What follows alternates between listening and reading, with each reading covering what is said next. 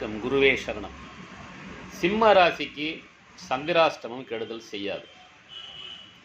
இது ஒரு பெரிய சூட்சுமம். சிம்ம ராசியில் பிறந்தவங்க இதை கவனித்து பார்த்தீங்கன்னா உங்களுக்கு புரியும்.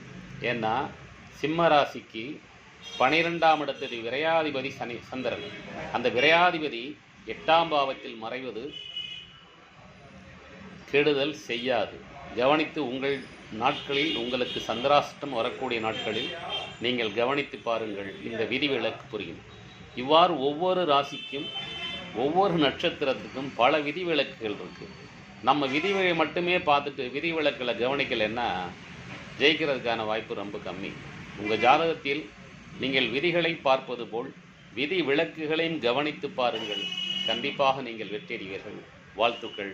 பண்டிட் MGP 43 வருட ஜோதிட அனுபவ ஆராய்ச்சியாளர். நன்றி. வாழ்த்துக்கள்.